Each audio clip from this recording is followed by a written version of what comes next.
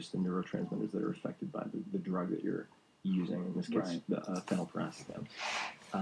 I've fallen out of the loop with a lot of this, but got back into it because a friend of mine who's he's a computer hacker who, a lot like Frank Abagnale from Catch Me If You Can, he was basically told you can go to jail or you can help the government to identify like weaknesses in their systems.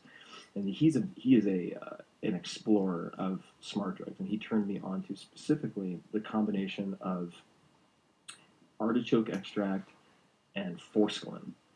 And these used in combination affect cyclical AMP and all sorts of things. But so this is something you can get over the counter that has very similar. The actual mechanism of action might be different, but for me, it gave a very similar effect to modafinil. Really, the feeling itself. The problem was that I needed 12 to 14 hours of sleep that night, or I couldn't function the next day. Wow. Which tells me my body needs to regenerate something that I'm depleting. Clearly, what I'd just like to point out to people who might be like, holy shit, let me order some stuff from some European pharmacies while I'm listening to the podcast. It's too late. Yeah, I know. They're all and as you were saying before the podcast, they're not going to listen to you. Yeah, I know. They won't. But I'll tell you anyway, which is